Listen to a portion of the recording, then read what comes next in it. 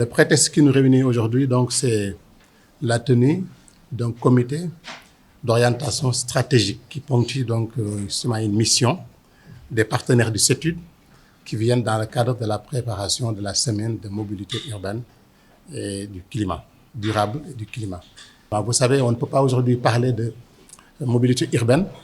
sans prise en compte de l'aspect du développement durable, donc du climat. Et la semaine qui se dessine, qui va se dérouler à Dakar du 3 au 7 octobre 2022, cette semaine revêt une importance capitale pour le gouvernement du Sénégal et pour l'autorité organisatrice des transports urbains qui est le CETUD. Donc, vous savez, les enjeux sont importants. Le contexte, c'est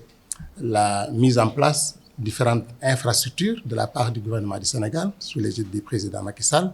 Vous savez, il y a le TER, il y a le BRT qui est en train d'être finalisé, disons, dans un an. C'est le lieu pour moi ici aussi de faire un appel important pour ce qui concerne le BRT. Il y aura certainement des désagréments pendant l'hivernage qui va venir, mais n'oublions pas aussi que le BRT apporte un linéaire important, plus de 10 km de linéaire de canalisation. Et donc les désagréments seront importants, mais il faut compter donc balancer entre le bénéfice et justement le coût à payer pour arriver à ce résultat-là. Ça, c'est une petite digression que je voulais faire. Donc, pour dire que, en termes d'infrastructures, l'État du Sénégal est en train de mettre en place des infrastructures, disons, de premier ordre, qui vont nettement améliorer, qui vont nettement participer à l'amélioration de la mobilité. Mais la prise en compte de l'aspect développement durable, qui a été à l'origine justement du changement de la loi qui organise le CETUD, la loi dans laquelle le CETUD aujourd'hui va s'appeler Conseil exécutif des transports urbains durables et plus Dakar, puisque le champ d'intervention du CETUD est élargi, le périmètre géographique également, puisque le CETUD va aller jusqu'à Thiès et les autres villes du Sénégal qui le désirent, à travers des partenariats, pourront également utiliser, si elles le désirent, les services du CETUD. Donc, le contexte, c'est ça. Mais les enjeux sont multiples. Aujourd'hui, on ne peut plus parler, comme je disais tout à l'heure, de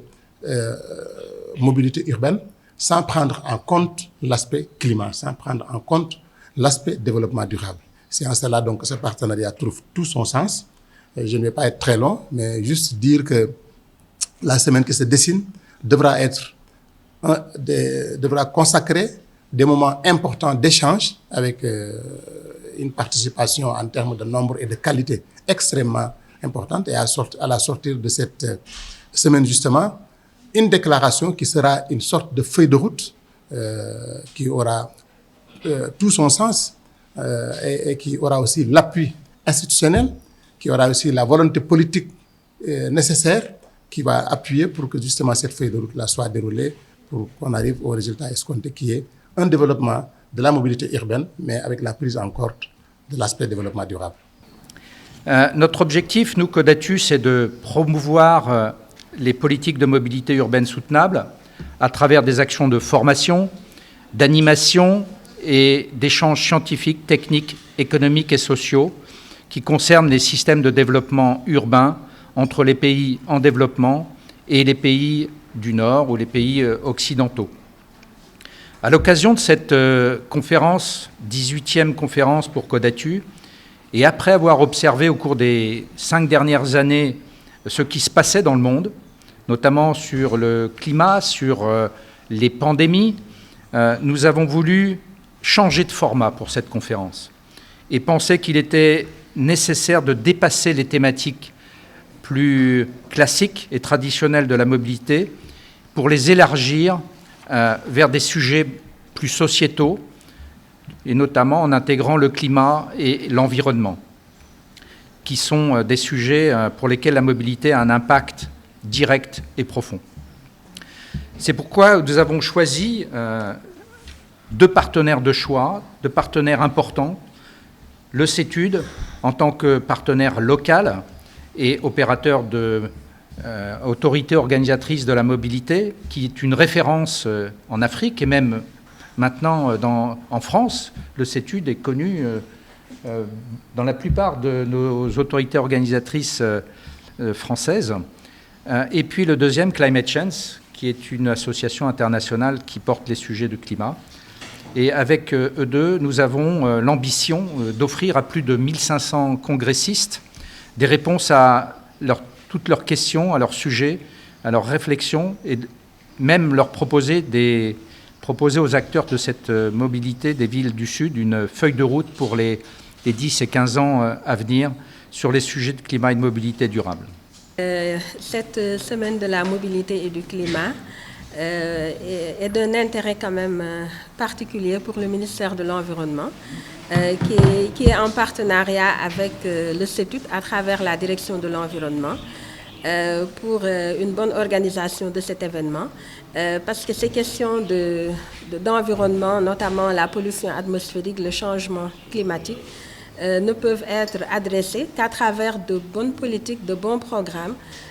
donc des différents secteurs. Et le transport est un levier important sur lequel il faut agir pour améliorer la qualité de l'air et donc lutter contre le changement climatique. Et le Sénégal est un pays pionnier en matière de surveillance de la qualité de l'air, avec la mise en place d'un centre de gestion de la qualité de l'air qui est né d'une collaboration entre le CETUD et la direction de l'environnement et qui permet donc de caractériser quotidiennement les niveaux de pollution atmosphérique pour informer les populations et les décideurs sur les enjeux liés à la qualité de l'air. Et je pense qu'une telle rencontre qui va réunir différents acteurs pluridisciplinaires avec toutes ces organisations, ONG, également l'implication de la ville de Dakar, je pense que c'est vraiment l'occasion de montrer en quoi tous ces programmes de transport de masse, notamment le BRT, le TR, en quoi toutes ces politiques de modernisation du transport au niveau de la ville peuvent aider à améliorer la qualité de l'air, à lutter contre le changement climatique pour arriver à ce qu'on appelle un co-bénéfice qui consiste